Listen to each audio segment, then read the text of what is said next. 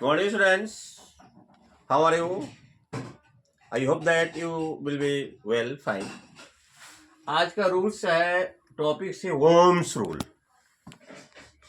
और most important rules है। आप लोगों ने तो जरूर ही पढ़ा होगा। ओम्स ने क्या कहा था कि अचर ताप पर चालक तार में प्रवाही धारा विभवांतर के समानुपाती होता है। कहने का तात्पर्य यह है, at the constant temperature,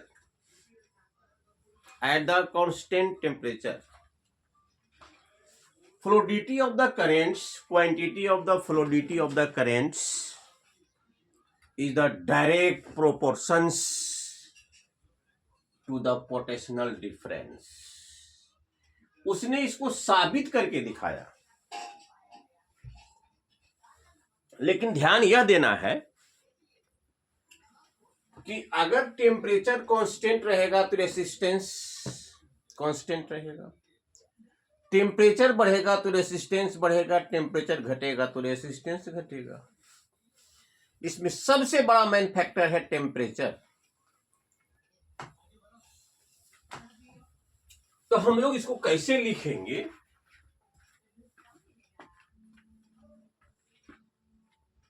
कुंजी, बैटरी, इसको स्विच कहते हैं, ammeter are the connected in the series form. In the series form, कुंजी, बैटरी और अमीटर को श्रेणीबद्ध में संयोजित कर दिया जाता है।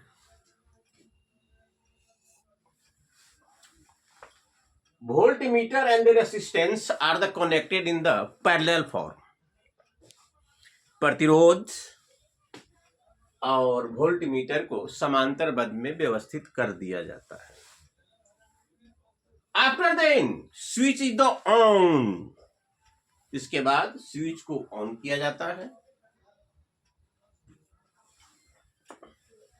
इलेक्ट्रिक सर्किट कंप्लीट हो जाता है। तो हम लोग वोल्टमीटर से पोटेंशियल डिफरेंस और अमीटर से क्वांटिटी ऑफ द इलेक्ट्रिसिटी को नोट करके इसमें लिख देते हैं। और यह प्रक्रिया कम से कम 3-4 बार बैटरी को बार बार चेंज करके दोहराई जाती है। इस प्रकार से 3 या 4 मान होंगे, पोटेंशियल डिफरेंस और अमीटर देगा। और इसके बाद हम लोग करते हैं क्या, ग्राफ के एक्स और वाई अक्ष पर रखकर आलेख को खींचते हैं तो आलेख एक सीधी रेखा प्राप्त होती है। आलेख का सीधी रेखा प्राप्त करना ओम के नियम को साबित करता है। इसको अलजेब्रिक एक्सप्रेशन में लिखते हैं V वेरिजेज I। चूंकि रेसिस्टेंस कांस्टेंट रहता है, जब टेम्परेचर कांस्टेंट रहेगा इसको लिखते हैं V बराबर IR। लेकिन इस नियम को साबित करने के लिए कुछ सावधानियां भी है। नंबर 1 सावधानियां मैंने क्या बताया, ammeter, battery and the switch are connected in the series form. Number 2, resistance और the voltmeter are the connected in the parallel form. Number 3,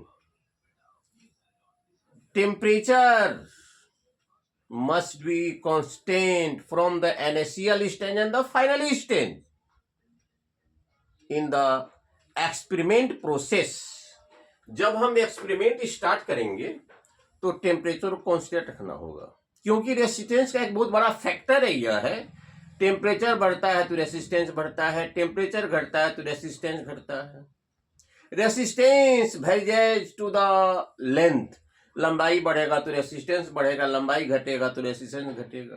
cross section, अगर क्रॉस सेक्शन बढ़ेगा रेसिस्टेंस घटेगा, क्रॉस सेक्शन यानी तार की मोटाई घटेगी तो रेसिस्टेंस बढ़ेगा। और उसके बाद वायर किस कैटेगरी का है उसके मटेरियल पर डिपेंड करता है।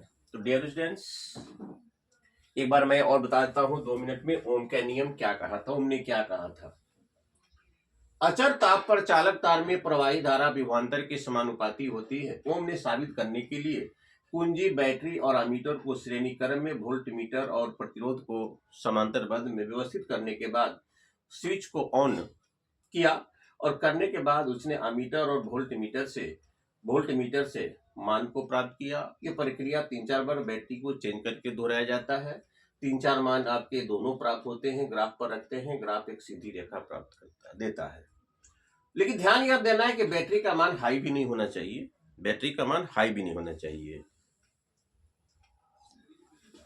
तो डियर स्टूडेंट्स, यह जो ओम्स रूल्स है एग्जाम के दृष्टिकोण से बहुत ही मोस्ट इंपॉर्टेंट है।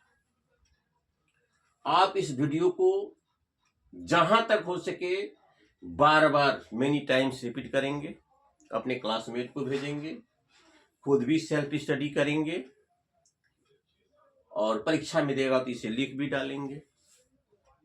तो मैं उम्मीद करता हूं कि आप हमारे इस वीडियो को लाइक करेंगे, शेयर करेंगे, सब्सक्राइब भी करेंगे और फॉरवर्ड भी करेंगे। Thank you very much. जय हिंद, जय भारत।